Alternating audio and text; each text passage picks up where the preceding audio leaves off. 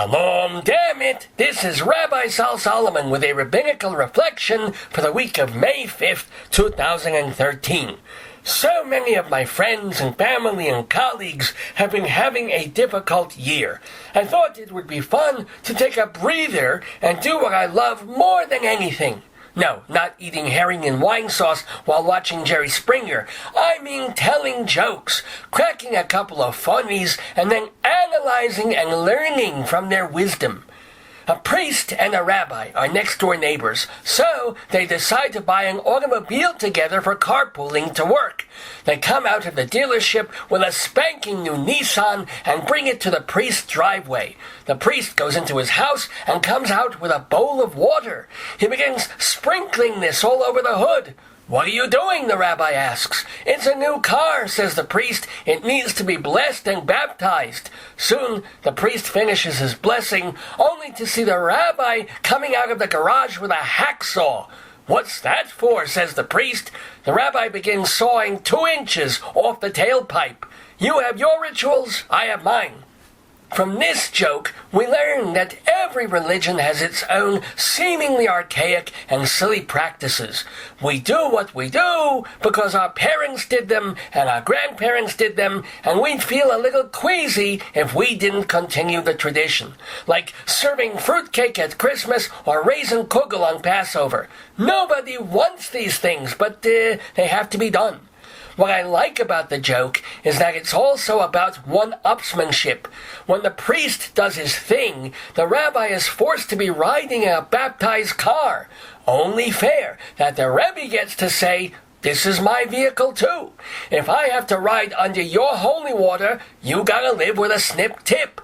I just wonder, if the Nissan lasts for 13 years, will the rabbi throw a huge party with long speeches, a lousy DJ, and the car jacked up on a hydraulic lift and carried around the room by drunken mechanics? "Today I am a hybrid." And years later, when the engine dies, the priest can hang a cross on the rearview mirror and read selected passages from the manual, while the rabbi puts the car in salvage with a closed hood and a tefillin bag in the glove compartment. Again, fair's fair.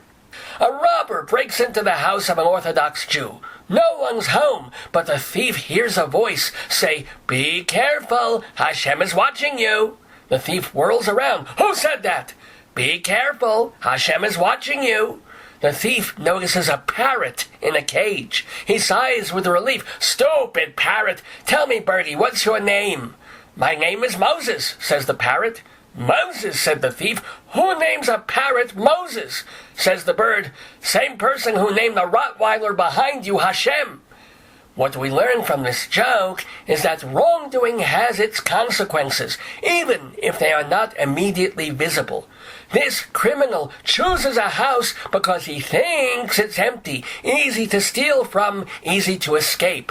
He is disabused of this notion, first by a little birdie, and then by a dog that presumably will tear him a new one from nose to pupik. So, the next time you want to do something wrong, and you assume you'll get away with it because no one's around, or they're not paying attention, or you don't even care, just remember, there's a dog named God waiting in the yard for you. He may not maul you immediately, but he remembers your smell. And years later, you're going to meet that dog again in a dark alley. You can move towards the light at the end of that alley, but you gotta get past Fido first. If you did some small bad things, maybe the dog will pish on your leg and let you pass. If you really hurt people, well, there are worse things than having a wild animal rip you open and chew on your intestines.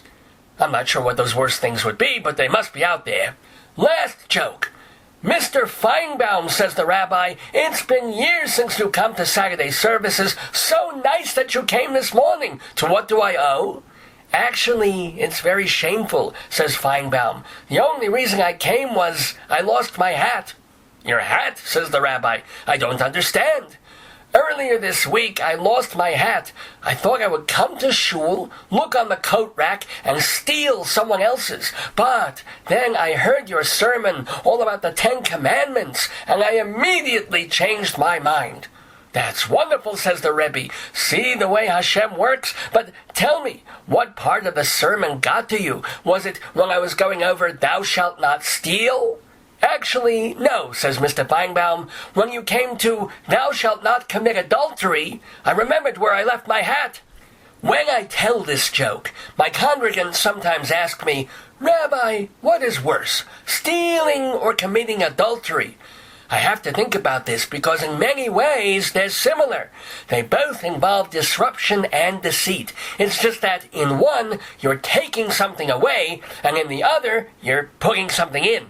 With stealing, you remove something valuable and appreciated.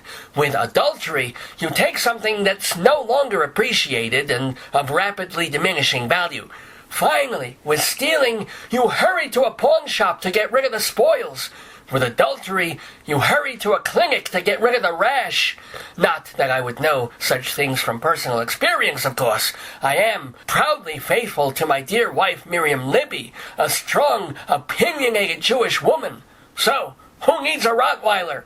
I'm kidding, honey, I'm kidding. This has been a rabbinical reflection from Rabbi Sol Solomon, Temple Sons of Bitches in Great Neck, New York.